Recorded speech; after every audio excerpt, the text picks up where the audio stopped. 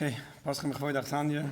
First of all, Shkoyach for Bianca and his wife inviting me here. It's a privilege and an honor. Some privileges like this, we wish we wouldn't have to do and be mechazik people in these areas, but it's definitely necessary, not a question. Unfortunately, we hear about tragedies, we hear about difficulties that keep on happening, and spreading awareness and being more understanding and trying to do whatever we could to prevent difficulties is definitely the way to go. So, the fact that people come together on a night like this and want to spend time understanding things, want to spend time, doing even better what they're doing until now is definitely something that's a help for Klal Yisrael. Being a parent, I'm going to say a short introduction to what I want to discuss, and that's parenting these days, today's day and age, is not easy, right? Most people here, when they grew up, their parents also had a hard time parenting, but it's definitely different than the challenges we have today. And like everyone here knows it, being a parent means that you're there with all the difficulties, with all the challenges that the generation brings about, and you have to deal with it. Sometimes we're not equipped, sometimes we're not understanding, sometimes we don't know how to do it, and you just have to do it. You can't ever say, listen, it's not working for me, I'll just change profession, I'll change my job. You can do that about a lot of things in life, but not when it comes to parenting. We have children, we have neshamas, right? Kol neshamas, that this organization is named. And these are the neshamas that Eibishter gave us, and these are the ones we have to deal with. And no matter what challenges come up, and whether the children are bringing nachas or they're not, whether they're doing what we want or they're challenging, you have to deal with it. Interestingly, the people that a lot of times want to hear about chinuch sometimes are mechanchim, people that are in the field of chinuch, whether it's a rebbe or a teacher or a magid shir. And when it's your profession, sometimes you're willing to invest more time and money in it because you want to be a good rebbe. But at the end of the day, it's the parents that have to stick it out.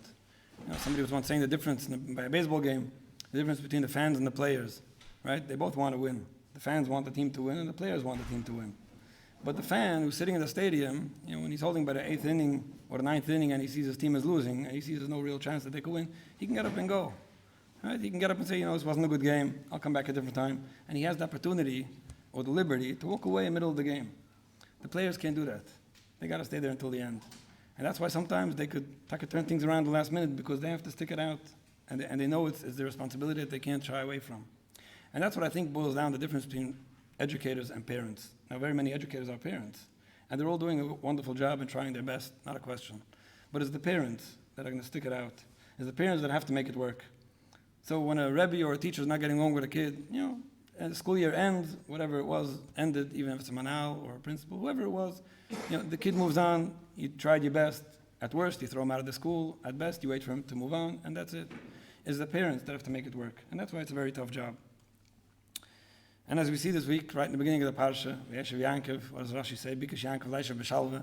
Yankov Avinu was through a lot. He thought, the end of his years, he's gonna be able to sit and relax. Kovetz Ulav Ragza Sheyosef. You see, like we just mentioned before, he had a child, and his child was causing him difficulties. And very often, when we want to be able to relax, we want to take things easy, we want to enjoy the ride, and enjoy the children, enjoy the nachas, and then something comes up, and you got to deal with it. So sometimes, as much as being a parent is a natural thing. You have children, you're parenting, you're doing your best. But sometimes there are challenges that come up that just make us have to go the extra mile and do the little more understanding and little, more work putting into it to make sure that we do a good job. Now, one thing that I want to mention, and it's not at all the topic I'm going to be talking about, but I can't not mention it, and that's the part about the, how much the shalom bayis between a husband and wife, tati and mami, have such an impact on the children. And it's not only because when children see parents not getting along, it impacts them, which is true. It's because in order to have the proper understanding to a child and deal with a child the right way, you need two parents to be on the same page. Just recently somebody was telling me, me and my wife were definitely on different pages about our child, but at least we're in the same book lately. Sometimes it looks like it's okay, but it's not. And if the amount of understanding and awareness that a husband and wife have together, and they're working along as much as they could in the same direction, is definitely something that could help parents. And the reason I'm mentioning it is because if somebody sees that they're having an issue with a child, and then they realize sometimes that maybe it's the shalom bayis, maybe it's the fact that the father and mother aren't on the same page about it. It's definitely something to look into and something to deal with. And almost anyone who's going to be trying to help you understand your children better will definitely also be trying to see if husband and wife are on the same page about that.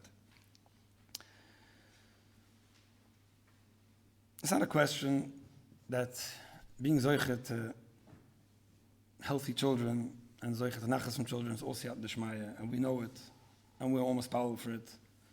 And we keep on having to remind ourselves that, because as much as we try to be better parents and learn better techniques and learn better tools, we have to remember it's all in the hands of Hashem. And it's not necessarily what we're going to do that's going to help our children grow. But it's definitely the shtadlus like everything else. And we always have to remember to daven for that. And it's simple, and everyone remembers. I often ask the question, Shemona Esrei is full of so many different brachas that we ask for, so many different bakashas we ask for. Where's the bracha about nachas from the children, We're asking for Parnasa, we're asking for Mashiach, we're asking for Yerushalayim, we're asking for so many different, with the refuas and das and tshuva. What's with the nachas from the children? Who left that out? Now, one answer might be that if you don't have nachas from your children, nothing else is worth anything. If Hashem wants you to have hashpah and refuah and parnasa and everything else, then of course you're going to have nachas from your children, because otherwise what's it all worth? There's so little you could enjoy in life if you don't have the tzlacha that you're looking for with children. That's why I guess it's part of every tefillah. But another thing that I think often is that Chazal set us up at tefillah because they knew that sometimes you'll forget to ask for certain things. They knew that if they don't put it in there, you might not remember that it's so important. When it comes to being mispowered for our children, I think that's something Chazal knew, that we don't have to set it up for you. It's going to be there. And you see when somebody's davening Shemona Esrei and all of a sudden you see him close his eyes and have a little extra kavanah, you could be sure he's being mispowered for his children. This is something we always have to remember. And I'm saying it because the more we try to understand children and the better we become at parenting, the more we have to remember that so little is really in our hands and so much is all the siyat d'shmaya that Hashem gives us. And together with the siyat d'shmaya and the tefillah and the betuchen in Hashem, then we put in the right shtadlus and the right koiches, and with Hashem's help, it definitely helps take effect. So now a very interesting thing about chinuch, and this is a paradox that's so important to understand. On the one hand, you see people that are struggling with children, and they're not zoichet to the hatzlacha that they would have wanted to have. And very often, what's the chizuk we give? Well, it's not about results. We're here to do what we could do. We're here to be the best parents we could be. It's not about results. On the other hand, sometimes you'll see somebody doing something when it comes to chinuch. He's treating his children a certain way. He's trying to parent a certain mahalach, and you tell him, it's not working. You say, listen, it's not about results. I'm here to do what I have to do. This is what I believe in. This is what my father did. This is what my grandfather did. This is what I'm doing further. This is what works for my other kids. So I'm not here for the results. Now, which is right? And that's a very interesting paradox. On the one hand, chinuch is not about results. Being a good parent means turning to Hashem, asking for the koiches, and doing what you could do. And no matter what comes out of that, you did yours. And like I said, we don't control the results in this world. It's important to remember that. And that's not only a chizuk we give sometimes to people who unfortunately are struggling, it's the truth. We don't control anything. And there are so many things that are beyond our control. And I'm very often used to questions after giving speeches like this, and people ask, well, what if this happens, and what if that happens, and how's it going to work like this? We don't control anything. We just try our best. So chinuch is not about results. But at the same time, we're taught to do things with the results in mind. You have to remember that. Anything you want to try with your child, do it with the results in mind. Do it with the cheshbon that this should bring about good results. And if it's not, I won't do it. So that's a very important key to understanding what we're looking to do. We're looking to understand how to get across to each child. We're looking to understand what it is that's going to work for this kid and what's not going to work for that kid. And if it doesn't work, then I'm not going to do it even if I really believe in it, or I think it should be done, or I think that my kid should respond to what I'm teaching him, what I'm telling him. So we always have to remember that there's the end goal in mind. And that's something that makes us recalculate often. Is what I'm doing working? Is it not working? Maybe I can figure out why it's not working. Maybe there's something else I could be doing better. And that's something that always gives us the extra understanding of where we're really heading.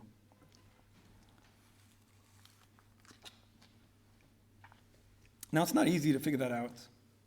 And the idea that chinuch does have to do somewhat with the results is brought down. We talk about the word chinuch. What does chinuch really mean? We think sometimes the word chinuch means just educating, you're teaching. So I'm being a mechanech, I'm teaching. The fact that the kids aren't listening, that's their problem. They're not doing their job, I'm doing mine. But that's not really what it is. And the Sfurim say that the word chinuch is a lushan chanikas habayis. Right? When do you make a chanikas habayis? When you finish something, when there's an end product. That's what chinuch is, when you're mechanech something, which means that you brought it to completion. So essentially, chinuch means we're trying to bring children to a certain end goal. So even if we never get there, and even if we can't control if they will get there or not, we definitely have to keep that end goal in mind. And whatever we're going to be doing, seeing if it's bringing us closer to that end goal. So that's something that we definitely want to keep in mind along this journey of parenting children. And the pusik most quoted by any chinuch event is always going to be Chanachal Nar Al Pi Darkei. What does that mean? You're being mechanech a child Al Pi Darkei. So sometimes we understand it to mean that the child is still young, and you have to be mechanech him based on his understanding, right? You can't have a Kita Aleph Rebbe explaining things to children the way he understands them. So you have to lower yourself to the level of the child, Al Pi Darkei. And that's when you can have some kind of connection with him and teach him. Now, interestingly, the pusik ends, Gam ki yalsken la yusim imena. You're mechanech a child according to his derech, and then when he gets older, he won't go away from that derech. Now that's very interesting, because if the Lushan Al Pi Darkei means that you're lowering yourself to the child's level, then that's not a big brucha to say that, oh, the child will remain there, right? Lower yourself to the child's level, and even when he grows older, he won't go away from that, right? We don't want that. We want children definitely to grow and reach greater heights than that. But there's a deeper understanding to the pusik Chanachal Nar Al Pi Darkei, which will definitely explain, what the brucha and the avtucha of that pusik really is. The Malbim, the Gru, verschiedene Mefarshim over there on the pusik explained that Al Pi Darkei means that each child has his own derech. It's not only his derech as a child because he's young. It means that each child has his derech, and that's why it says Chanachal Nar. It's a Lushan Yuchid.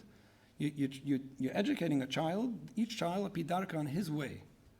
And if you educate him on his way, you're parenting, you're giving over what you want to teach him on his way, and you understand what his way is, then it's going to be a big brucha when the pusik tells us, Gam ki yaskan li yisem, he's not going to leave that way.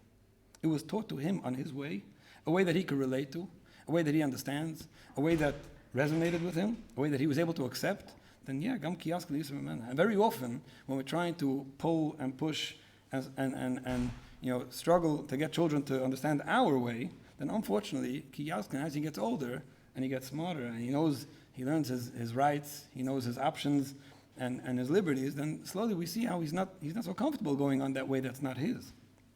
And the question is, how do we figure out the way of a child? You're going to ask him what he wants to do? Well, Tinika Baraychem Besa Seifer. No child is telling you, come, I want to learn. Come teach me. Come be mechanech me. Make sure I get a patch when I do something wrong. Nobody's telling you that. So how do you understand what the child really, what each child needs? And the Mefarshim explained that Al Pi Darkei doesn't just mean that he has his own way that you can't figure out. There's something about the nefesh of a child. There's something about his mindset. There's something about his way of understanding things, the way he experiences things. There's something about his way of accepting things that's very eye-opening when you're trying to get through to him. And you have to understand that. And very often, even without any real understanding in the idea of personalities and the idea of the difference between children, just being really focused as to what does work and what doesn't work sometimes gives you a lot of insight into what will work for this child. And very often parents who have the time and the energy and the patience to think into that, and I know that we're all very busy and very often it's difficult to figure it out, but sometimes you will know in advance what this child will take and what he won't take. And as much as we want them to always accept what we want to give them, sometimes just by thinking into it, you'll get a lot smarter. But there's more to it, and it's sometimes easier to understand than you think. I once read somebody categorizing topics between the simple, the complicated, and the complex. And this is the way he was describing. He's like a big professor.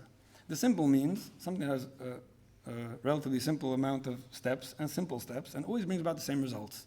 Right? So the example he gave was baking a cake. How do you bake a cake? Well, you write it down on paper. You put in these few ingredients, you mix it at this step, you put it into the oven at this degrees, you take it out after that many minutes, and you have a cake. That's simple. It's relatively simple. Right? Everyone has their own ideas of simple. The men are looking at me like, yeah. But yeah, it's relatively simple to bake a cake. Then there's something like sending up a spaceship. Now that's complicated. Now the reason why it's complicated is not because you have to figure it out as you go. There's a way to send up a spaceship. Now I don't know what that is, but I understand that there's a certain amount of steps you take, a certain amount of things that have to work together, a certain amount of cheshbonis you have to make in advance, and then the spaceship goes up.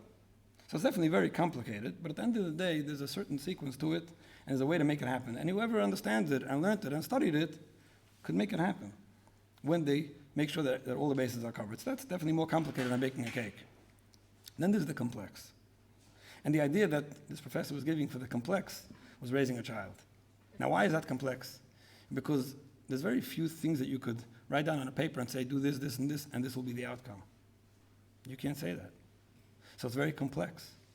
Because at the end of the day, there's no real recipe, there's no guarantee, there's no mahalach that's going to work for every child, and that's complex. To not know what's going to happen makes things very complex. But at the same time, Chazal are definitely teaching us that we should try to understand the child, we should try to work along with his mahalach, so there's definitely something that we should and could be understanding, and that's what we're going to try to be talking about tonight.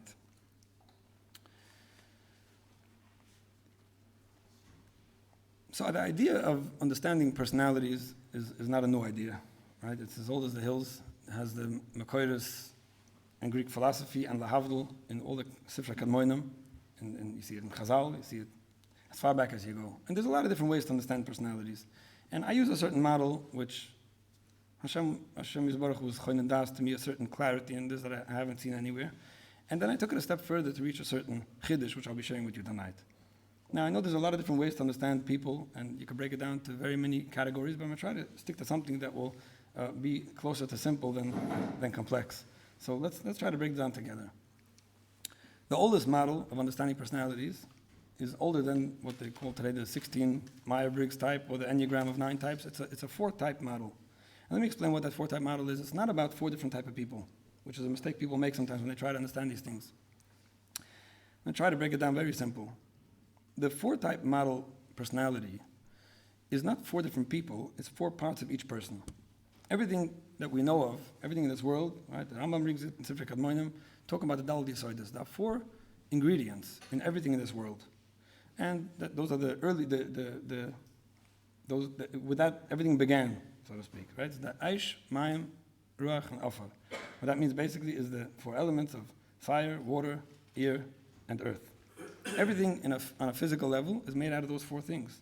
There was nothing before those 4 things, and everything afterward is a combination of those 4 things. Now, the reason why one thing is softer and one thing is harder, one thing is flammable, one thing is lighter, one thing is heavier, is just because of the combination and the recipe of those 4 ingredients that make up all of matter. And that's on a physical level.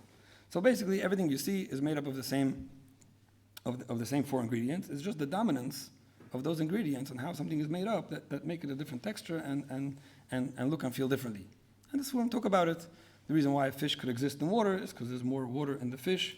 And the reason why some things could fly is because there's more air in that thing, even though you don't necessarily see it. And the reason why wood could burn is because it has more of the fire in it. And everything is made up of those 4 elements. In Nefesh Udam, right, when we talk about Nefesh, people don't know what a Nefesh means. A nefesh is not a soul, right? We talk about a soul, that's a neshama. A neshama is a rachni, something we don't understand. A chalik l'kamimal that only a yid has, it's a part of the Eibishter. Then there's a gift, there's a physical part of a person. Everyone has their, basically, physically, we're all made up of the same stuff. We all respond more or less to the same medicine. We all go to the same doctor. We all take the same CAT scan. Right? Physically, the makeup of people is relatively similar. Then there's the nefesh.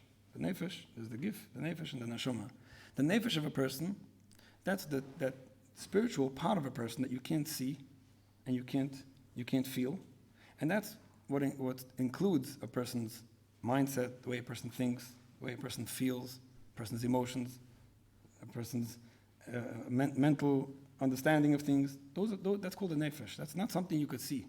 You see the outcome of that. You see when somebody understands something, you see it on him that he understood it, but you can't see that understanding. When a person feels a certain way, you see what happens because he feels that way, right? You even see physically how he reacts to being ashamed. He turns red, but you can't see the shame. That's an emotion. These things are not things that you can see. This is basically what I call a person's program. Every computer has a different program. Every person has a different program. Every person has their program, how they understand things, how they perceive things, how they experience things, how they express things. That's the program. And that's where you see people are very different one from another. Very different one from another. And that's where you see it starting with small children. You see different children are reacting differently to different ways of parenting, different ways in school and cheder. And the reason is because they understand things differently and they feel differently one from another. Now, how do we understand that? How do we make sense out of that? And very often, this is the part that people overlook completely, especially when you're talking about once people get a little older. Whether you're going to a therapist or you're going to somebody, a psychologist, and somebody's trying to understand what's going on with a person, they'll almost always blame a person's experiences. Almost always look at a person's traumas, a person's upbringing, a person's nurture. And that's the part which is, relatively simple. You look at a person, oh, he's struggling with something. You know why? Let's look into it. Oh, I think that when he was younger, he experienced this and this difficulty. Okay, there's definitely something to it. It's not a question that everything we experience has an effect on us. Not a question. But the riddle is, right, if he turned out this way because he grew up in a hostile environment, then what about his brother? How come his brother doesn't look the same way? Didn't he grow up in the same environment? And then the answer will be, well, yeah, but his brother had a good connection with the grandparents. Okay, so we just answered that question. Yeah, but what about the sister who also had a good connection with the grandparents and she is struggling? That's because she didn't get good grades. Oh, but it's the good grades, but what about... And that's what happens sometimes when we try to come up with an explanation for everything and only look at what a child's been going through without understanding to who it's happening. And almost every riddle, when we try to understand children, almost every riddle could be answered by understanding who it is that we're talking about, and not only what it is that happened to a child. So very often we look at nurture, we look at experiences, we look at things that happened without understanding to who it's happening, and then all of a sudden everything becomes so clear, because now we see that these people experience the same things differently. And that's something that we have to understand. What is it? What makes it happen? And how can we see that before there's a problem? And a simple example I give often to this, before I go into understanding it, is when a glass falls off the table and it breaks, and somebody says, oh, the glass broke, why did it break? What's the answer everyone gives? Because it fell off the table, right? But that's not the answer. Because when the glass fell off, the napkin fell off also. The napkin didn't break. Falling off a table doesn't necessarily mean something will break unless it's glass. But if somebody says, why did glass fall off the table? And the answer is, well, because it's glass. Is that correct? Well, obviously not, because there's other glasses on the table that didn't break. You'll have to understand that because it's glass and it fell off the table, that's why it broke. Now, what difference does it make? Well, aside from having at least the right clarity and understanding of what's really happening when there's challenges, but the reason why it makes such a difference is because if you're always going to look at things that happened and say, oh, now I know why it happened, because I look back and I see it, that doesn't get you anywhere about tomorrow. So it's good, you have an explanation now, there's something to work on, there's something to try to heal from, that's all good. But what's going to happen next time? You won't be able to prevent anything if you don't know why it happened, because you don't know when it's going to happen next. And the reason why I ask people often, when was the last time you dropped a tissue? Most people say either today or yesterday, right? Or 2 days ago. When was the last time you dropped a glass? Some people may have not dropped a glass for quite a while. Why is that? It's because we understand how fragile the glass is. And just by understanding that alone, we're just so careful. You don't put a glass at the edge of the table just because subconsciously you know that if it falls off, it's going to break. You're not as careful with your pen. And that's what understanding of children, understanding of personalities, understanding of what could happen to who, understanding a difficulty right when it starts off and picking up on it and seeing, oh, I think I know what's going on over here, instead of waiting for it to become something bigger, chaz v'sholom, and just say, I don't know, I'm not sure what's going on. That kind of understanding could definitely help us prevent, with siyat d'shmaya, a lot of problems. So back to what I was starting off with. There isn't 4 different types of people. There are 4 types of personality within each person. There are 4 components within each person's personality. So let's understand what that means. And this is going back to the Dal Yesodis. This is why I mentioned it. The same Dal Yesodis, which is Aishma and Chofa, that make up every material thing, makes up the same thing when it comes to Inyuna HaNefesh, when it comes to anything Rochnisdik as well. We just can't see it the same way, and we have to understand what those components are, because they look very different when we're talking about a person's program, and a person's emotions, and a person's mindset. So let's try to understand this. And I use color coding. For those of you who heard this from me already or saw it in my book, I use colors just to give it a little more understanding to be able to relate to. Everybody has within them what I call a yellow component. That yellow component is the ruach, the ear. That yellow component, right, when sometimes you think of the color yellow, comes to mind a smiley face, right? That yellow, that sunshine, that bright color. That smiley face in a person is every person has that smiley face within them.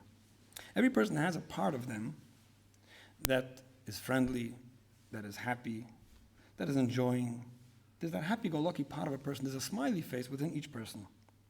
And every person behaves sometimes according to that smiley face. Every person could experience those feelings of that smiley face. That's the part of a person that's also living in the present, right? The smiley face is connected to the present. When you're in the present, you're smiling. When you're connected with the past and you're worried or about the future, right, or you're depressed or sad about the past or anxious, you're not happy. So people when you see somebody in a happy and friendly mood, he's very often experiencing the present. And that's a smiley face within each of us. We all have a blue component as well, and that blue component, that blue part of us, that's the mayim, the water, is that soft and easygoing and flexible part of a person. right? Everybody has within them that blue part that likes to be compliant, likes to go along, likes to help out. There's that soft, good-natured part of a person. And everybody could behave according to that blue part of them sometimes. You'll see somebody lending a hand, a listening ear, a shoulder to lean on, or just going along and making things work because that's what everyone wants to do now. There's a certain compliance, a certain easygoing attitude that a person has coming from that blue component within them. And we all have that. That's the Mayim. And it's connected to the past. When I say the word connected with the past, sometimes people make a mistake about being obsessed about the past and not being able to let go of the past. That's not what it is. There's a certain thought-through mindset when a person learns things from experience and doesn't just jump the gun, and a certain easygoing part of a person that's connected with experiences, connected with what they learned and what they've seen. There's that red part of a person, and that's the Eish, the fire. Everybody has in them that aggressive, go-getting part of them. That goal-oriented part that's connected with the future, that part that wants to make them achieve and grow and arrange and delegate and make things happen. A certain confidence and strength that comes from that fire within, gives a lot of energy and confidence. And that's the part of a person that lets the person behave in a very motivated way, let's call it, with a lot of confidence and strength. And we all have that within ourselves, and we all act accordingly sometimes. And then there's the fourth component, which is the earth, the Afar, which I call the ultraviolet, okay, the UV, in short. The UV component, ultraviolet is a color, for those who don't know, and the UV component, that's a very emotional and sensitive part of a person. Every one of us has that sensitive part of us. Everybody has that part of them that has very strong, intense emotions, that part of them that likes when things are done a specific way, that part of them that likes when things make sense and are understood, both that we like to feel comfortable about things and both that we like to understand things. It's both our feelings and our understanding. There's that part of a person that likes to be very comfortable, let's call it. Let's call it emotional comfort. That sensitive part of a person. This is the puzzle that we're all made up of. I'll be explaining more about this in a moment. This is the part that these are the four parts of a person. Whenever you see a person behaving a certain way or saying a certain thing or doing something, whatever it may be, it's always coming from one of these four parts of him. He's either expressing something that has to do with living in the moment or friendliness or happiness, which is coming from the yellow component, or it's a certain easygoing, soft, nice guy attitude that's coming from his blue component, or it's coming from his motivated, aggressive, go-getter component, or you're seeing something coming from a certain sensitivity that a person's experiencing. Those are the four parts of a person, and we all have all four of them. And you'll see by almost every person, at least sometimes, every person's accessing or exhibiting a certain part of one of those four parts. Everybody has all four, and everybody will be using all four of them at some point. The difference between one and another is only in dominance, is only in the order. It's only about which is coming first, and which is second, and which is third, and which is fourth. We're all made up of a certain program, and that program has the same four ingredients, and those same four ingredients could be set up in very many different ways. Okay, now every time I say this number in public, people look at me and they start wondering if my calculator is working, but there's only 24 ways to set up those numbers in a combination of dominant and subdominant and third and fourth. There's 24 ways to make that combination work. Okay? That means that there's 24 ways that a person's personality is set up for him in terms of which component in his nefesh, which component of his feelings, of the way of his mindset. And how is that ordered? There's 24 ways that you can see that. In other words, the difference between one child and the other child in the class, if you have a class of 24, they can all be wired a little differently. One child is wired more in a motivated way, and then he has also some nice guy part of him. A little less than that is like that friendly attitude that you almost don't see, and then there's a sensitivity part which you almost never notice. And the other kid is just a little off, and this is 24 different ways, and it's almost evenly divided. People don't believe me sometimes, but you look in a classroom where it's random, you'll see it's almost evenly divided. Almost 25% of kids that are dominant this personality and that, and so on. This makeup of a person's personality does not change. Sometimes people think it does. Sometimes people see someone, using a certain part of them, and they'll say, "Oh, you know why? It's because he went through this, because he was brought up in that home. It's because of this and that." The makeup of a person's personality does not change. Now, of course, there are things that do change over time. Certain behaviors that we learn, certain things that we get used to, but the makeup of a person's personality does not change. Now, someone who's very into this could see this on a small baby in the crib. Somebody who's a little less into it could see it in nursery and kindergarten. I have very many teachers and Rebbeim that I taught this to, and you can see it in preschool in every single kid without making a mistake and without ever changing your mind what the kid's really made up of. This is a personality or a person that a child is born with. And there's very little way to know in advance how a child is going to be. Sometimes you'll see certain genetic factors or patterns in families, sometimes, not often. Maybe when both parents are the same personality, you'll see most of the children being the same way, but also not as a rule, definitely not across the board. And the second that the parents aren't the same personality, it definitely could be random, but this is not something that you could guess or figure out or assume what a child's personality is going to be like. But there's something you'll see from a very young age. You'll have the children in the class, let's talk about the third graders, right? Little kids. You have those kids, a quarter of the class, that are dominant yellow. So let's talk about dominant yellow as a group, because a dominant personality is definitely going to have the most influence on a child's behaviors, right? The dominant yellow kids, those are the ones, and actually you can see this on the facial features. There are ways to recognize it, but I don't like when people rely on all the externals because you get mixed up. The dominant yellow children are the children that are naturally happy, naturally friendly. You're the smiley face kids, the ones that are enjoying school, enjoying friends, very social, very geschmack, very light. You'll see it even physically. You'll see how somebody's like more dancing, more singing, more into like that. I call the yellow the rubber child. The rubber child bouncing around, one day busy with this, one day busy with that. That's what happens when you live in the moment, right? You're not too consistent.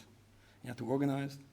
So you'll see the kid, his notes are maybe a little crumpled, his knapsack is not either so organized. The yellow kid, he's happy, everything's fine. And when you ask him, like, how come you're not careful about this or that? I don't know, who cares, fine. And that's a smiley face. So there's one part of that parents love, right? This is a kid that's generally happy, come in a new neighborhood, kid has friends, everything's fine. And then sometimes parents can't stand it. The room is flying and the homework wasn't done and things aren't okay and the kid's coming late. And when you say something, the kid said, yeah, and smiled, and a few minutes later, forgot what you had to say. Those are the yellow children, the rubber Super Bowls that are all over the place and generally enjoying life. Then you have a quarter of the kids in the classroom and the reason I'm using the word classroom is because in the classroom it's randomly divided. That's in a family you may not see it as a quarter. You have a quarter of the kids in the classroom that are dominant blue. Those are right? If you remember what you said about blue, let's call it the plastic children. Plastic kids, soft, bendable, easygoing. When the Rebbe needs a volunteer, something that nobody really wants to do, he knows which kid to call on, right? Or the kid that's usually just following instructions and being good. Most Rebbes or teachers wouldn't mind when the whole class is full of such kids, right? They're all following the rules. Nobody's standing out. Nobody's taking the attention. Everyone's just doing what they should be doing. Usually this child would be more flexible, easier to share a snack, follow the rules, whatever he's being told to do. Probably complain less. Children are children, but probably complain less and generally be okay with how things are. So that's the soft, flexible, compliant, easygoing child. Now, again, I just want to make sure I say it clear enough. Every child is a child, everyone could tantrum, and everyone has their weak moments, but in general, these are the yellow children and the blue children. Then you have the red children. Let's call those the wooden kids, those strong wooden kids. And they're the ones that are arranging things to happen and always a step ahead and trying to make sure that they're always jumping the gun and sometimes delegating or leading, a certain strength and confidence that you see in a child. They could be overlooking certain details that the blue child may be picking up on, etc. But it's a certain strength in a child, a motivated and aggressive attitude. And then there's the dominant UV child. The dominant UV child means that the sensitivity is dominant, that emotionalism that each person experiences is dominant. Now, when a child is dominated by sensitivity, what you're going to see is, very often, you're going to see that child behaving according to how he feels. So you see that child in the classroom, for example. I'll give a few different examples for this one. It could be the child who's often unhappy about something going on because it's not the way he wanted it to be, and he can't tolerate when he's not feeling too comfortable about something. Or a child sometimes who's a little socially, has that social anxiety, not feeling so comfortable with other boys. Or sometimes a child who wants everything to go his way and needs to make sure it goes that way. Very often you're seeing a certain sensitivity that is dominating in a child. Now, there's a whole list of qualities that these children have specifically, and I'll talk about that in a moment. But what you're seeing basically is a sensitive child, and everyone knows what a sensitive child means. I was just trying to give different examples of how sensitivity comes across. Sometimes it could be sensitivity to what they're being told to do, or sensitivity to their surroundings and things like that. And those are what I call the glass children. Glass, fragile children. So this is the setting in the classroom, and when I teach this to Rebbes, basically every year, it's almost, like I say, it's almost even. You have the yellow smiley kids, you have the blue easy kids, you have the red go-getter kids, and then you have the sensitive children.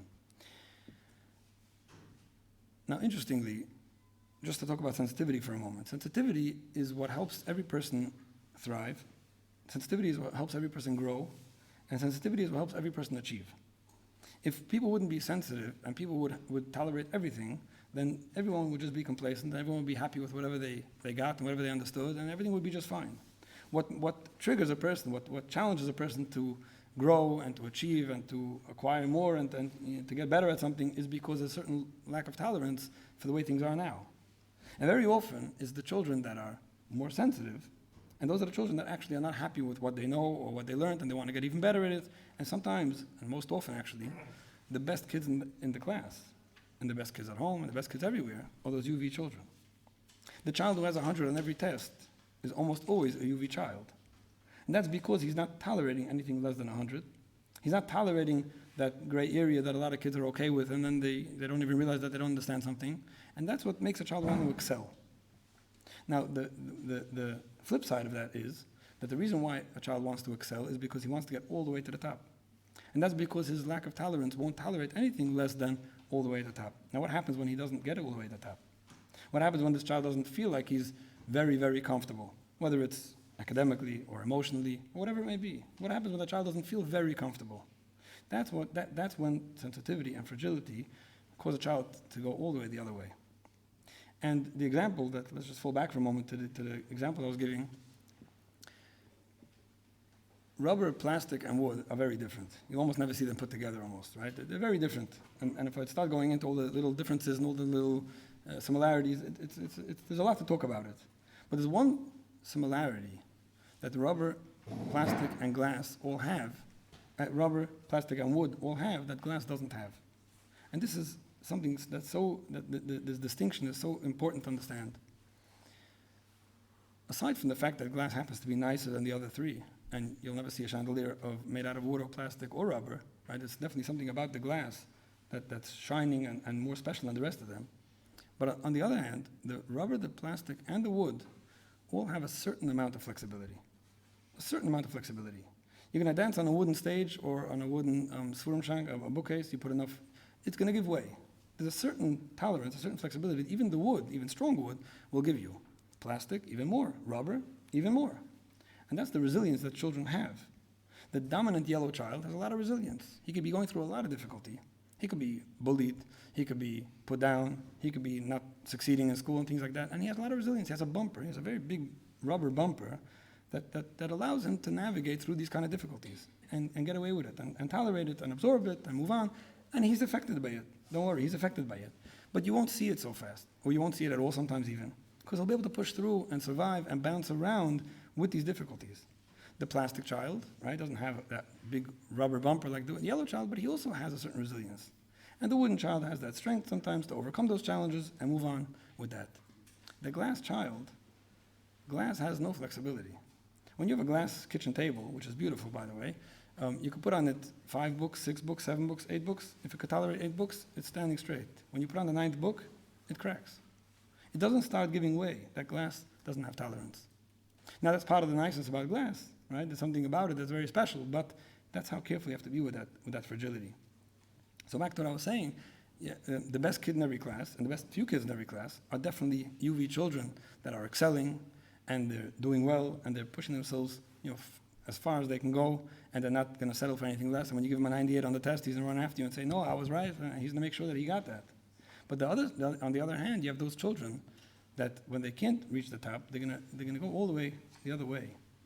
And we have to understand why that's like. Why is it that this child is doing so well and this child not? What's behind all that? And there's so much information, I'm just trying to pack it in just to give the main idea. Being that this child is dominated by emotion, dominated by sensitivity. And by the way, I'm not only talking about children, I'm talking about adults as well. But we're talking about children here. I always say, when I talk to adults, I like talking about the kids. It makes everyone feel comfortable. But when a child is dominated by emotion, when a child's sensitivity level is very high, I call it their emotional thermometer is very high. So when another child experiences something, whether it's an insult or it's whatever it may be, and their thermometer only goes up to like 10 or 12 or 13, this kid's this kid's thermometer went up to 60. Now, everybody would scream when the thermometer gets to 60. It's just that their thermometer doesn't go up that high. So when a child is experiencing something in his way, and he's taking it to an extreme, it's not because he's getting overexcited about something, it's because he's reacting to how he just felt, as opposed to another child who didn't feel that way. So one example I give, which is just a typical scenario, I see this all the time. You have a Rebbe in the classroom, for example, and he's learning Chumash, and he turns to a kid one day, and yellow, Shaya, sitting there playing around with his briefcase or with his neighbor, and he says, Shaya, your finger's not on the place. So Shaya puts his finger in the place, he laughs, he smiles at his neighbor, he thinks it's cute. A minute later, he's back playing, he doesn't realize what happened. No sweat, right? Maybe the Rebbe will get upset at him, a few minutes, maybe he'll just leave him alone. Right? When the blue kid, right, you have blue David sitting in the classroom, and he's the next day, he's the one spacing out, and the Rebbe says, David, your finger's not on the place. Well, David takes that very seriously, puts his finger on the place, and he keeps it there till after the bell rings, and he just does what he's supposed to do. Right? The third day, Baruch, red boy, Baruch, hey, your finger's not on the place. Okay, no, Baruch's finger's on the place, with the other hand he's looking somewhere else, he's multitasking and he's okay. The fourth day, you have Reuven sitting there, and Reuven's a UV child, very sensitive child. And he's spacing out, or he's getting nervous because someone's kicking his chair, or he thought someone's kicking his chair, right? Because someone wanted to kick his chair, okay? And he's getting distracted very, very quickly, because he gets distracted quicker than other boys do. And the Rebbe says, Reuven, your finger's not in the place. He gets very stiff, he turns colors, and the first thought that goes through his mind is, Rebbe hates me. What happened? Nothing, right? The Rebbe said the same thing to everyone else. But Reuven's sensitivity, and Reuven's fragility, and the way he experiences things was a whole new message. Now he comes home and he tells his parents, my Rebbe hates me. I said, really? Why do you think so? He ashamed me in front of the whole class. Really? 2020, people still do that? Yeah, he did, I'm telling you. And you sure that he meant you? Yeah, I'm sure, because he only picked on me. Well, right? Whoever's listening to this realizes that's ridiculous, because it was the fourth day and it just happened every day. Now the parents call the Rebbe and say, what happened? You pick on my kid. I don't pick on you. I don't know what you want. I forget. It's already a few days that I was overlooking it. I didn't say anything. But the Reuven felt something that he can't explain.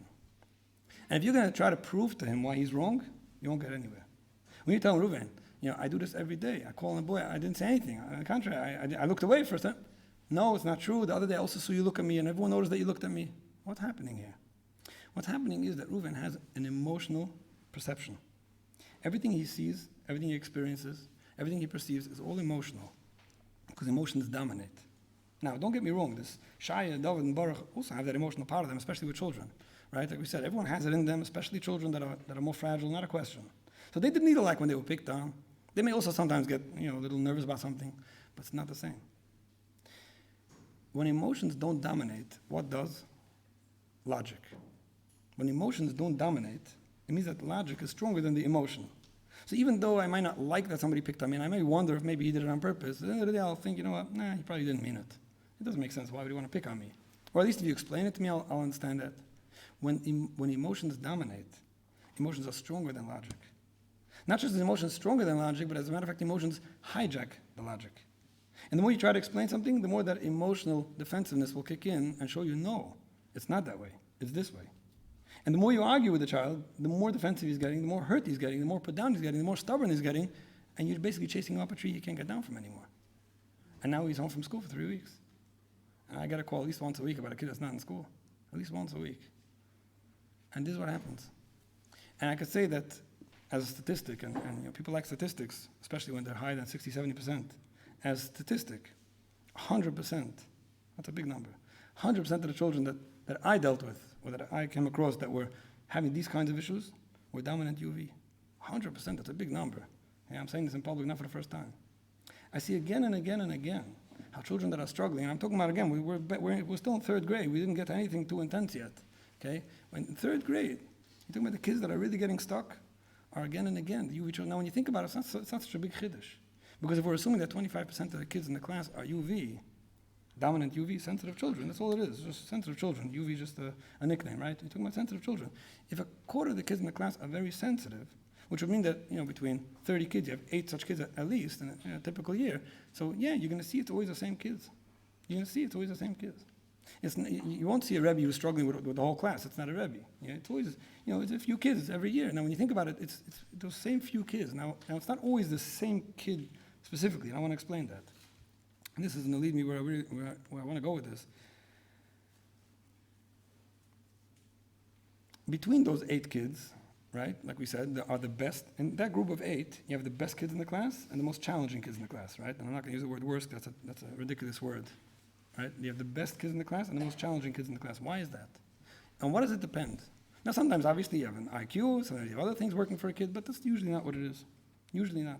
And when you're talking about learning disability and all kinds of different excuses we give, and sometimes there's legitimate reasons why a child may be struggling, but so often, all those excuses and all those explanations and all those understandings we'll have to why a child is struggling is always going to start off at a certain sensitivity that caused a certain difficulty, for that matter. Now, what's causing some of those 8 kids to really excel and be the Nachas children and the future Rosh Hashiva, and some of those kids to really be doing poorly and unfortunately go mamish the other direction until we find them in the streets one day? What's causing that? And the answer, well, again, it's all Siyat Deshmai, it's all in Hashem's hands. And the answer and explanation most often has to do with the fact that this child is feeling emotionally challenged. Remember these words, how is he feeling emotionally challenged? It doesn't mean anything when you say, but I'm not telling him anything wrong, I'm not saying I didn't mean it, I'm saying it the same way I said it to everyone else. It means nothing. If a child's feeling emotionally challenged, he's not emotionally comfortable, that is what's going to throw him off. That's what's going to make him not be able to deal with things the right way.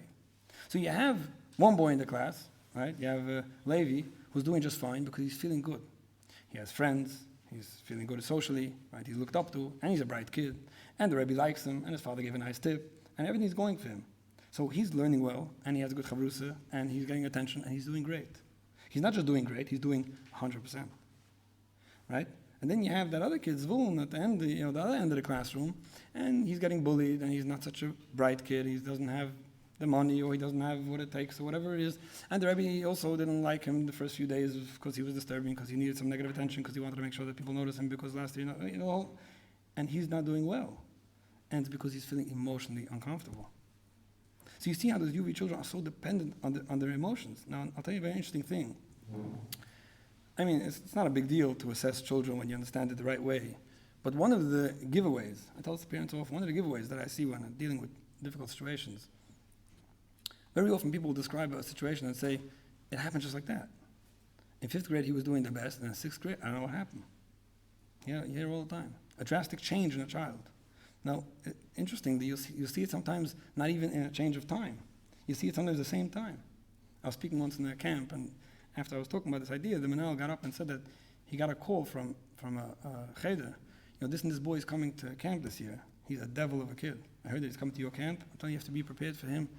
He's like, who is that? He said, this kid, this name, you know who it is? I said, sure I know him. He's like, I'm telling you, a devil of a kid. He said, interesting what you're telling me, this kid's already coming for the 3rd summer. He said, really? I mean, every year we have problems with him. He said, I don't know, make sure it's the same kid. And you see this all the time. You have a kid who a whole year is doing very, very poorly, and in camp he was doing great. But even a bigger chiddush, you'll see a kid sometimes, I see this often in Sifta, or we have 2 Maggid or different teachers, and you'll see the same kid who one half of the day is doing great. Mama's great, top of the class. Second half of the day, you can't get through to him. Nobody home. He has a tutor, he has help, it's thrown out. Same kid, same day. 2 halves of the day. What is that? So often, most often, this kind of description of a situation where a child is making a drastic change is already a giveaway sign of a UV child. Why is that? That yellow kid, he's yellow in 1st grade, he's yellow in 2nd grade, he's yellow in 3rd grade, he's yellow when he goes to Eretz Yisrael to learn, he's yellow when he gets married, he's the yellow grandfather giving out the lollies and smiling at all the Eniklach. Right? That's a certain style, that's what he is. Why is that changing? He's bouncing around, enjoying life. One Rebbe he likes better, one not, and he's just enjoying the party. He's here for fun. Right? The blue child is compliant straight across. It's the UV child that's so sensitive and so reacting to how he's feeling, right? He's not acting, he's reacting. All of it is reflective to how he's feeling. And that change can be so sudden. And when you think about the analogy of the glass, there's so many things about the glass that I like comparing to the UV child. But what color is glass? What color is a mirror? It doesn't have a color. It doesn't have its own color. And if I would have stopped before for questions, one of the questions people always ask is, well, if the yellow's living in the present and the blue in the past and the red in the future, so where does the UV fall in, right? There's only 3. And what's with that one? The UV so often doesn't have its own color. What color is glass? Whatever color you put behind it. What color is a mirror? Whatever color you're shining into it. That's the UV child. He's reflecting how he's feeling. When he's feeling good, he's doing great. When he's not feeling good, he's doing terrible. He could be doing fine till 3 p.m. and all of a sudden he's tantruming. What's that sudden change? That's his emotions changing.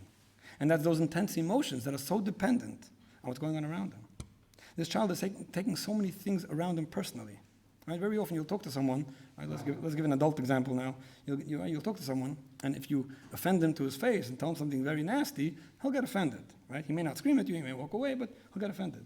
What about when you tell him something about his brother, or about the neighborhood he lives in, or about something that somebody he believes in tried doing? He won't take it personally. And sometimes you'll talk to someone, you see that everything is personal. Whatever you talk to them is personal. They're getting offended so quickly. Why is that? They're taking very many things personally, because when somebody's very sensitive, so they're including much more in how they feel, and all of it becomes personal now. And with children, you see it so often. You'll tell a child something that he didn't believe in, or something he didn't want to hear, something he disagreed with, and he's taking it personal. Or you're just explaining why something went wrong, and he's right away feeling blamed or criticized. You didn't mean it. Why is that? You didn't mean a glass child. Now, of course, when a child is hitting greater difficulties and greater challenges, of course you'll look back and you'll see where that glass broke. Of course you're going to be noticing all the trauma and the difficulties and experiences that happened to a child that caused all that problem. Of course. But it didn't start when that experience happened. It started because this child, and very often when I talk to men about this, they look at me again like with open eyes, and the women are thinking about it. Yeah, this child in the crib behaved very sensitively. That child didn't tolerate a dirty pamper, or didn't tolerate when the bottle wasn't the right temperature, or forget about sleeping at someone else's crib, or going to someone they didn't know. Very often, women notice these things on little kids, and you'll see that children are born more sensitive. Now, of course, you won't always notice it so blatantly, but you can pick up on that. This child's a picky eater, and this child, other issues that are coming all from sensitivity. Even sensory issues. I see it all the time. Children going for therapy, sensory issues. Right? You can't wear something that's scratching him, or something that's too cold, too hot, and very sensory to all kinds of different things. Don't touch me, do touch me, too much, too little. What is all that? It's sensitivity. And so many children are experiencing that. And I'm talking about a quarter of the children, 25% of children are Mat Bet Shemesh and everywhere else. It's a lot of children. So what happens, sometimes we take a child and we see he's dealing with difficulty, take him for an assessment, take him to a professional, and there's a whole slew of names you can give these kids. Some of them, okay, I'm not going to give all the examples, we'll talk about that soon, but so many different names that we give children and later adults that are behaving a certain way, and we say, hey, this is a disorder. Something wrong with this kid. Now, why is that? Because most kids don't do that, right? That's true. 75% of the kids don't do that.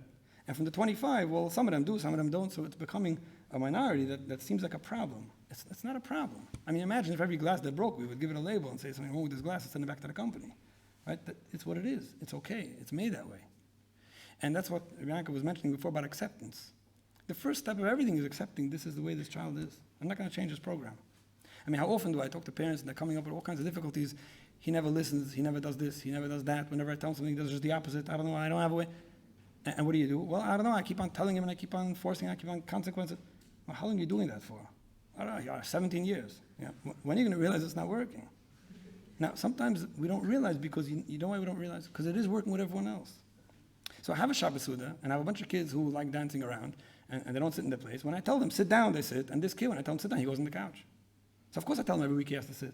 And I say it before, and I say it after, and I tell him how much it bothers me that he doesn't sit, and I tell him how much he's turning over the sun, and he's still not sitting there. What do I do now? Well, maybe stop telling him. Yeah, but why? Well, it starts by understanding that this child, specifically, he has this thing about not being told what to do. Did you notice? He has this resistance to being told what to do. Yeah, authority. Where's that coming from? That's a sensitivity. Don't tell me what to do. It's not only little kids. I say it so often. People want to, without going into right and wrong or when, sometimes people are giving kids pills or medication to get them to do something, right? And honestly, if they had the choice, they'd be giving that medication to their mother-in-law, to their, other people, their neighbors. You just don't have the choice. You're giving it to your little kid. It might not be working. He might not supposed to be reacting to what you're telling him. You're telling him something that he doesn't react to. Stop trying to make him do that. Understand him. So if I were to stop over here, my message up until here would have been nothing more than that. Understand the children. There are children that are more sensitive. There are children that are dominated by emotion. And I would say, I'd venture to say that every situation that I've seen, of what we call today struggling teens, when it becomes a bigger issue, obviously every teenager could go through challenges and every kid could go through difficulties. I'm talking about when it becomes a bigger issue of a struggling teen, when it's noticeable and it's problematic and we're getting stuck somewhere. Every situation, that's a big statement, I'm saying it again. Every is, again, it's a UV child. And when you think about the numbers, it's not such a big statement anymore because, if a quarter of the kids are like that, then it's only natural that at least 1 or 2 or 3% of them are really going to struggle because they're feeling very emotionally challenged. Now, that emotional challenge could have been coming from home. It could have been coming from siblings or from educators or from well-meaning people on the street. Nobody's to be blamed. But just understanding a child and knowing that, this child is allowed to be that way, and I'm going to accept him for what he is. And I'm going to try to work along with him just by what he's educating me, without going to any speeches anymore. Just what I'm picking up from him, what it is that he could and can't take, and he could take a lot.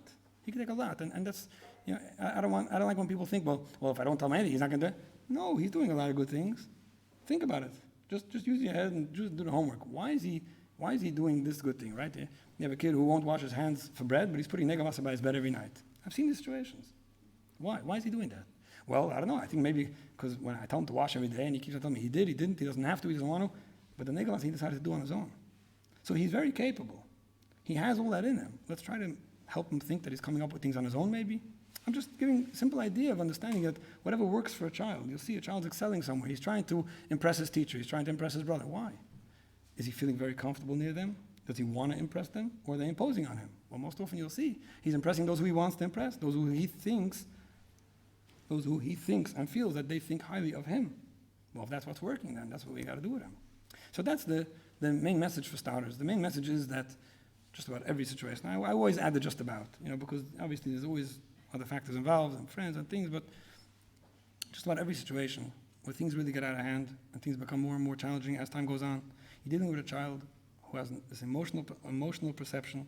Everything's emotional, nothing makes sense, and you have to stop talking sense and stop debating and stop doing all those things that don't work with such children. So that's the first half of it.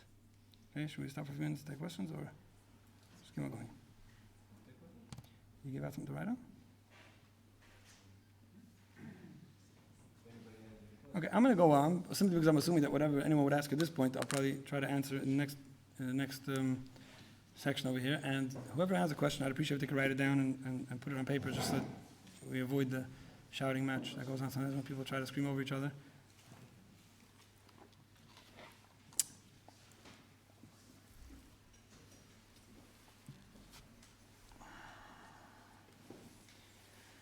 So going forward, let me try to give just a few small ideas, and we'll talk about the pre-crisis situations, and then we'll talk about the post-crisis situations. And very briefly, I have courses on this where I talk about this for 10 hours straight, and we're just trying to squeeze it all in very briefly. A book about this.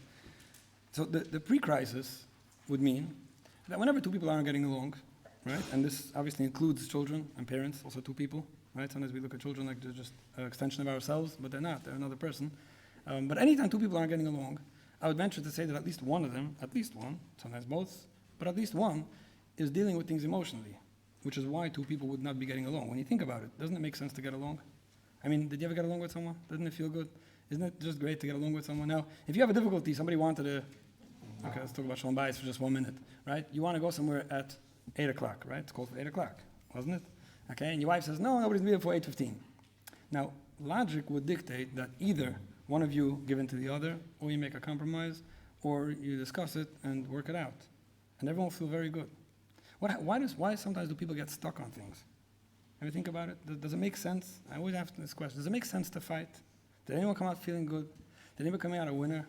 And it's not the first time it's happening. I often say when people ask me about situations, if it's the first time, I'll let you try it out. But if it's happening already quite a few times, why do people keep on doing it? And the answer is that there's that emotional resistance that overcomes whatever logic would dictate to do. So when somebody's feeling emotionally challenged, what do you mean? You want to go late because you don't care how I feel when I come late and everyone looks at me. Everyone, the whole place looking at me. Yeah? That's emotional. And to overcome that emotion when somebody is dominated by emotion is very difficult to use logic for that. So anytime two people aren't getting along, I would suggest trying to think about who's getting stuck emotionally. And it's not about pointing at the person and say, hey, you're getting stuck emotionally. Right? It's just the opposite. It's about understanding that maybe stop trying to argue about it and use logic to win such an argument. So whenever parents are getting stuck with a child, right, almost all the time, there's a child as well, sometimes it's just the parents, but somebody's getting stuck here emotionally. So pre-crisis would mean that you're dealing with a child who's a little obnoxious, not tolerant, inflexible, and this is all typical. This is all typical. This is not a crisis. So if anyone's dealing with a child that's a little chutzpahdik or tantrums, even to an extreme, that's all considered pre-crisis for whoever knows what crisis is. Okay? So the two basic ideas are to make sure you're staying away from two mistakes. Let me tell you quickly. Again, I hope I'm not doing this too quickly. The two mistakes people make when dealing with somebody who's, let's call it, inflexible. Okay? There are those that make the mistake of challenging them. Right? You're walking into a wall. You're walking into a wedding hall, and you bump into the mirror, right? Because you don't realize someone's coming towards you. Okay? There's two mistakes you can make. You could either try to fight that wall, fight a window, fight a glass that's not moving for you, and very often you'll be breaking the glass and hurting yourself as well. And sometimes the mistake people make, well, not with a window, that's a good mistake to make, but with other people is they always move away. You see somebody coming, and he's not looking where he's going, so you always move to the side. Now what happens is, every time you move to the side, you're basically training someone that it's okay, you just keep on going. I'll always move away for you. And we do that with children very often. There are those that will fight a child's being obnoxious, a child's being demanding, a child's being chutzpahdik, or whatever it is, and they'll keep on fighting the child and putting him down and showing him how it's only you and all your siblings are okay with it, and you're the only one that makes all these problems, and when are you going to learn, and I can't handle you, right? You're my worst child, and all the other things that unfortunately people think, okay? Very often when that happens, you just aggravate things more, because that sensitive child doesn't take that well. He doesn't bend for those messages. He fights you. He shows you. You hate me, I hate you more. You think I'm going to listen to you, I don't have to. And as he gets older, he realizes his taka doesn't have to. And that's when things get worse. And then you have those parents that, okay, a lot of that has to do with their own personalities, by the way, and they start tolerating. The kid says, I want this, and after 2 or 3 times, they buy it for him. And the kid doesn't want to come along, so okay, so we're not going to go. And then he fights with someone, and he demands that they do this, and they keep on accommodating. Now, when you keep on accommodating someone, what happens? You're making them crazy. You're making them crazy. You're literally teaching him that he could be self-absorbed, he could be totally into himself and how he's feeling, and he could be dictating everything that goes on around him and controlling his surroundings just by the way he feels. And you're actually making things worse. And then later when you see this kid and grows up and they say, I don't know, he's totally borderline, I'm not sure what happened to him. Well, I can tell you what happened to him. He's not used to anyone putting him in his place. And sometimes we make both mistakes. One day we fight the child and we call him names and we put him down and we make him feel bad. And the next day we just don't have koyach anymore, we give in. So now he's getting all mixed up. He knows that on one hand, you hate me, on the other hand, I could keep on doing this and getting my way. And now he's totally mixed up. And interestingly, the messages of how bad he is, that's going to stay with him. And people ask, why is that? Well, that's because he's black and white. Well, then why doesn't he stay with the good messages? Well, that's how he is. His lack of tolerance picks up on all those negative messages, and even if there are only 2 or 3 of them, and the other 7 were nice ones, no, that black and white is making him very uncomfortable with the few not nice things he said, and he's staying stuck there for years. I just told somebody this week was telling me about a situation where somebody's going for therapy at age 35 about comments that he heard when he was 7. And you hear these things, and people are stuck with them, and they can't get over them. And when you tell them just get over it, he just gets more offended. So that's what happens, when you fight a kid and when you give in to him. So in a nutshell, and I'm saying for real, in a nutshell, there's so much to talk about. I'm just trying to spread awareness, nothing more tonight. I don't want anyone to go away feeling they're still confused, they didn't get it. It's hard to give over these ideas very quickly, but the idea in a nutshell is you want to take your child's emotions very seriously. Very seriously. Very seriously means that you're going to stay away from anything that he may perceive as challenging. Nothing to do with what you intended, or what you thought, or what you didn't do, or what everyone else understood. It's about what he feels is challenging. So you're going to try your best. Okay, we're all human. Remember that? And we all daven for Siyat Nishmaya. You're going to try your best to stay away from debating him, arguing with him, blaming him, criticizing him, putting him down, humiliating him, trivializing things that are important to him, and even just telling him what to do. Telling him in terms of authority, you must do this. You're going to try to stay away from these things because this child doesn't take that well. Well, can I tell my child what to do? Well, you could. Didn't you try? You could tell a child what to do. But you might be better off suggesting or asking nicely and talking in a way that he could take it easier and feel so good about himself. You also want to take his emotions very seriously and give him a lot of compliments, even when he doesn't take them so well. Be a little more creative, come up with the ones that he's okay with. Show a lot of appreciation for everything he does, especially when you stop demanding things of him. It's easier to be appreciative when he does something he didn't have to, right? You want to make him feel very good. You want to work along with him. You want to show him how much you care and how right you think he is, okay? And very many other such ideas. You also I want to throw in something very important over here. which deserves so much more attention, you want to make him think that you think highly of him. And very often I ask this to people. Like if I ask your kid what you think of him, what will he say? Well, he'll say, I think nothing of him, but it's not true. It doesn't matter if it's true or not. You have to try to make him feel like you think highly of him. Make him feel that you need him. Now, I know in the Kitta Gimel example, it's a little harder, not so hard, but it's a little harder. But as children get older, how about showing him that you really need him? His opinion means something to you. His help is something you can't do without. What he adds and what he brings to the table is like something tremendous that you couldn't manage without. Make him feel really good. That's all part of taking his emotions very seriously. So you don't want to challenge him. You don't want to put him down. You want to stay away from the negative, and you want to build him up with the positive as much as you could. And then at the same time, I remember this, the same time, is the part about not being controlled. You not being controlled by a child. In other words, if a child wants something, you're not going to tell him that he's a bad kid for wanting. You're not going to tell him that it doesn't make sense, but you're also not going to go buy it. You're going to tell him you understand him. You're going to tell him that you're impressed by what he wants. You're going to tell him how much it means to you that he's telling you what he wants.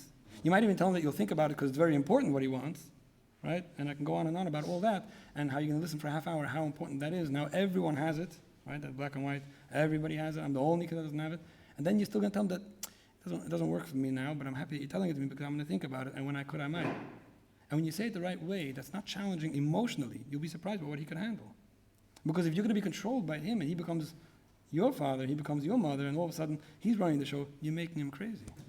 Now, it doesn't mean that you can never accommodate a child, obviously. But the part about control. If you're afraid to say something to your child because he might not take it well, then you're being controlled. But if you say it because that's how you feel, but you say it the right way, that's not challenging to his emotions, now you're doing good. So if you're afraid to say something to your child, then you're not a parent. But if you say it in a hurtful way, then you're also not a parent. Saying that I'm sure you didn't mean anything, and I'm actually very impressed by how hard you were trying to do something, and I would appreciate if next time it could be done a certain way, and you're not afraid to say it because it's about you. And you're very clear about the fact that all the other times that he did do the right thing, you were so impressed by it. That's a healthy message, and you don't have to be afraid to say it. So that balance, and interestingly, Chazal teach us that you want to be small doichi yimin mekarvis. We all know what that means, right? Small doichi yimin mekarvis. With the left hand you're pushing away, and with the right hand you're bringing close. Now, the typical understanding of that is why do Chazal use the word small and yimin? It's because yamin is a stronger hand, so you're being mekarv strong, and you're small, just a little bit, you keep the balance. But you don't need two hands for that. Chazal could have taught that, you're mekarv strong, and you push away a little bit, right? There's a lot of ways to, ma'at and harba, there's ways to express that. But Chazal are teaching us it has to be done at once. You have to be yamin mekarvis, at the same time be small dog, you need two hands for that. You have to make a child feel very, very comfortable all the time with everything you're telling him, everything you're doing for him, but at the same time, you're still keeping that balance of not letting him control you. You're allowed to tell a child that I'm sure you didn't mean it, but it hurt me when you said that. I felt that it wasn't derech eretzik. I'm sure you didn't mean it. And you compliment all the other times that he was derech eretzik. See, the yamin mekarvis small dog at the same time, you shouldn't be afraid of a child. And this is all pre-crisis. This is how to balance out even the most difficult relationships. And I happen to deal more with shalom bayis than with chinuch, by the way. This is the balance to any difficult relationship. Knowing how to make someone feel very, very, very good, especially the one who needs it most, especially the one who's being the most challenging in a relationship because they're feeling the most challenged. Very, very good. At the same time, making sure you're not being controlled by them in a healthy way that nobody's feeling hurt. Now, then we get to post-crisis. Post-crisis means that unfortunately, you're dealing with somebody who's not anymore, in a situation where these things work. Not anymore in a situation where they have any tolerance at all. Whether because of how they were treated or what they've been through, what they experienced, and the tolerance level is so thin that any amount of small derech is going to make them run the other way. They don't need your care anymore, or unfortunately they have it somewhere else. And that's when sometimes you have to lower the small derech even more, and just be more and more tolerant, and spread the warmth and all the good feeling that the yamin mekarvis needs. And it's amazing to see the reaction. It's amazing to see how with less structure and less consequence and less discipline, the child's behaving even better, because he's feeling better about himself. It's these children that are the best children. For starters, the best children everywhere are these children, and it's these children that could be the best children. And it's all dependent on how they feel. And when we understand that there are children that will always depend on how they feel, regardless of if we like it or not, there are children that will always respond only to when they're feeling good, regardless of if we like it or not, then when Eibush itself will be able to bring out the best of every child.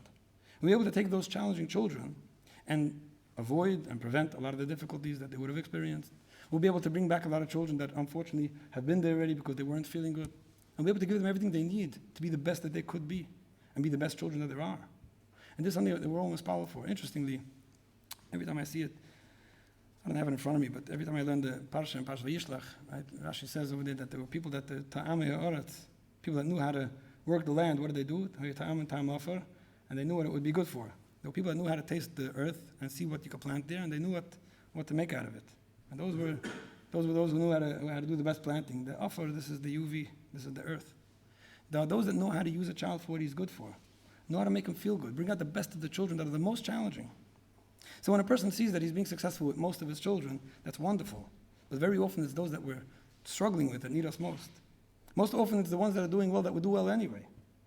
Unfortunately, you see children that come out of, whether it's a broken home or orphan, Yisoimim and Yisoimis, and some of them are doing very poorly, and everyone looks and says, well, what do you want now? Because he doesn't have a father. Well, he has a brother that's doing just fine. You have children that are doing well, and they'll always be doing well. And then you have those that need us even more. So us as parents, being that we're the players, not the fans, we want to be there for them. We want to be more understanding. We want to be more accepting. And we want to give every child what they need to succeed and reach the greatest haslacha with Siyat Nishmaya. Read a question or two, or a few. If anyone has, and they could send up a question, I appreciate it. We'll just a few minutes to try to cover whatever is still possible to cover.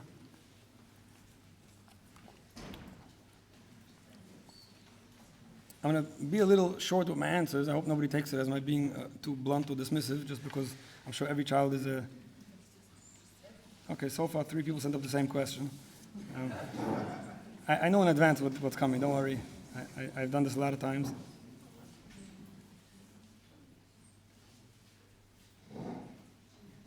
I actually said that before I even read the third question. But I was right. Okay. So the one question that everyone's asking so far, and I'll give the short answer and then the more diplomatic answer, which actually maybe is more true as well. Okay. The question that I see on 3 different papers over here is there a way of making a fragile kid less fragile? Okay? It seems that some people just... Is there a way to make that fragile child less fragile, more resilient, right? We want to turn this UV kid into a yellow until we start getting too nervous about his lack of organization skills, and then we'll try to change him back for a few days, right? Is there a way that we could play around with the dynamics of a child's personality? Okay, the short and real answer is no. Okay, can we move on to the next question, or should we explain what that means?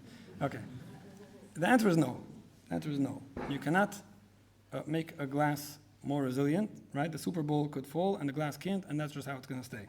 Now, the difference, however, between children and the glass in the Super Bowl is the following. The glass is fragile because that's what glass is. And the glass could stick around for many years and doesn't become any less fragile as time goes on. Doesn't matter how many times you were careful to put the glass in the middle of the table, the one time you make the mistake and leave it at the side or knock it over, it's going to break. As a matter of fact, I say this often, you see people that pride themselves in having a becher from the Baal Shem Tov or a talis from the Rav Meilich, right? You'll never see anyone that's showing off a glass from the Baditcha Beru. You notice that? It's not because there wasn't glass then. It's because no glass lasted 250 years. Glass is very fragile, and just by nature of things, there's no glass around from too long ago. That's just how it is. As careful as you'll be. So that's the downside of having glass.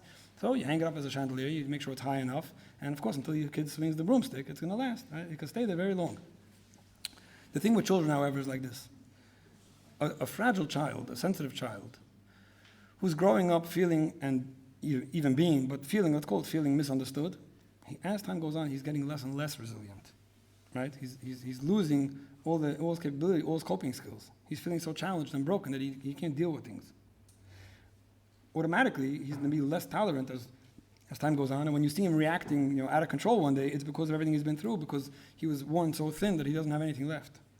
As opposed to a child who grew up feeling understood, feeling taken care of, feeling loved, feeling good about himself, feeling wanted, feeling needed, he's definitely more resilient than anyone else would be, and any other UV child would be. It's not a question. You're definitely building a lot. Now, I tell this to parents often when they ask me, so who's he going to marry? Well, if you marry him off to someone who's going to be very challenging, then he might have a problem. That's not a question. But if you treat him nicely for 8 years, he'll definitely be a lot stronger than he is now. He's going to be more mature. He's going to be more intelligent. And he's going to be going through a lot of healthy nurture. So it's not about changing a child's personality and hoping that one day he'll be less fragile because I don't have koyach for this. This sounds very difficult for me. No, it's about understanding that as time goes on, all that healthy upbringing is not just avoiding difficulty. It's actually building a lot of healthy attitude and a lot of strength and a lot more resilience, than he would have had otherwise. So that's the longer answer. So we're down to just one paper here, another one. Okay. So one question over here is, and I think I covered it, but maybe not clear enough. Doesn't that mean that UV kids are at risk? Well, the short answer is yes. The longer answer is like this. I remember when I spoke to Rav Wallerstein about this once, and I was telling him this idea in a grocery because I happened to bump into him, and he's like, "You mean that's like an at-risk baby?" And yeah, the answer is yes. In other words, we use the term at risk, right, when it's usually post-risk. By the time we call a kid at risk, he's usually either on the street already or doing drugs or other things that we won't talk about, right? That's not called at risk. That's called post-risk. We just call it at risk because, unfortunately, he's at risk of going even further. At risk means that when we notice a young child who's having his difficulty with the homework and he's complaining every day about his teacher, and when there's too much sugar, too little salt, too mushy, too wet, too soggy, he can't handle it, he's at risk technically. Now, it's nothing to be afraid of, because when you understand the term at risk the right way, it's nothing more than the window being at risk, right? Nobody puts in the window in a new house and says, "Oh, did you just put in something at risk?" Yeah, you ordered that, right? It's good, it's healthy, you just have to take care of it. Now, the window says caution on it. Nobody gives back a chandelier to the store because it says fragile on the box. If it didn't say fragile, you would say, "Is this real?" You want fragile. Fragile is good. So at risk is not a bad term. But if you're understanding at risk to mean that it's at risk of getting broken because of the fragility, so we're going to be a little more careful with this child, then the answer is yes, that child is at risk. And unfortunately, many children that become post-risk were at risk and just weren't understood for what that risk really was.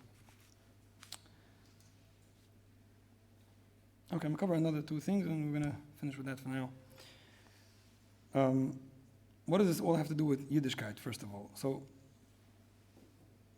some of it, let's say, has to do simply with the fact that a child's feeling very broken and very down and very uncomfortable, and it's coming out in a lot of different places. It's coming out in relationships, it's coming out in respect for parents, it's coming out in feeling comfortable in the surroundings, and then automatically it just rolls over to Yiddishkeit, which is another part of life that such a child may not be doing well with, right? It could be dropping out of school, could be dropping out of a job.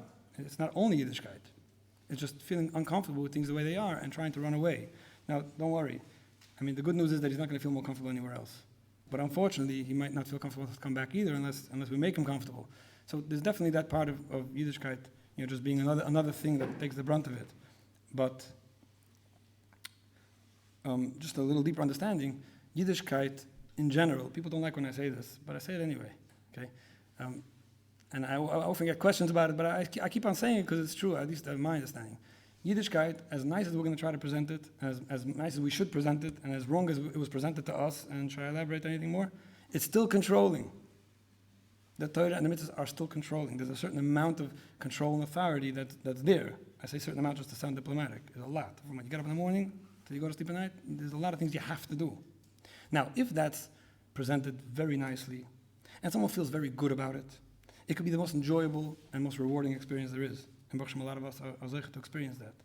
But when it's not presented the right way, then it comes across as being even more controlling than it really is even, and there's a certain amount of resistance that a UV child who's feeling uncomfortable will automatically experience.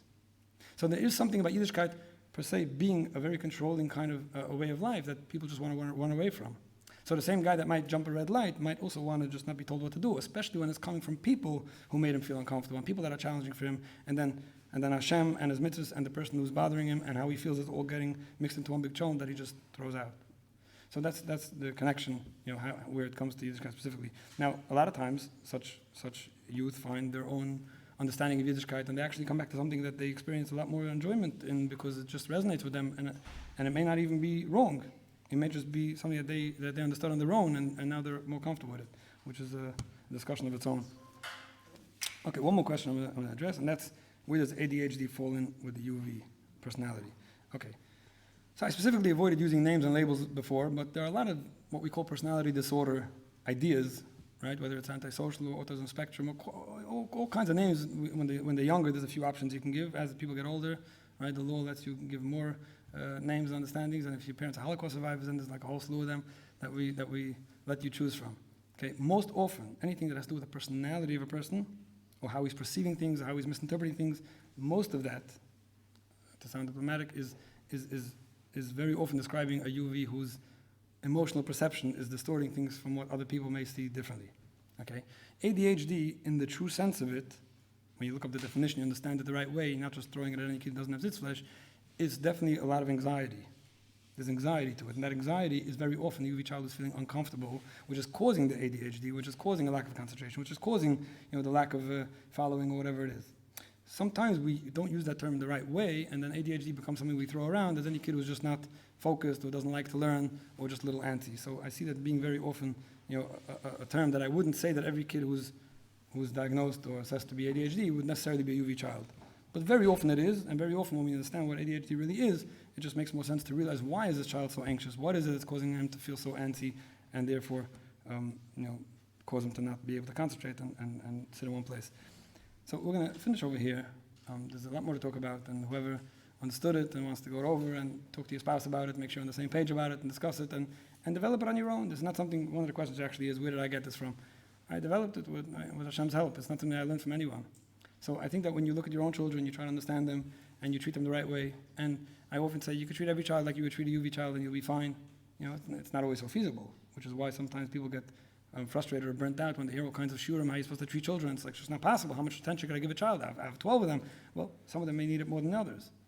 But when you develop understanding for children, their personalities and their tolerance level, and the way they perceive things, it just starts off with accepting them. It ends off with finding new ways to relate to them. And with Hashem's help, when we achieve the ultimate chanuch u'nara pidarkoi, we'll be zeicher to the bracha and the avtacha of gam ki yasken yisma mena. Shkoyach.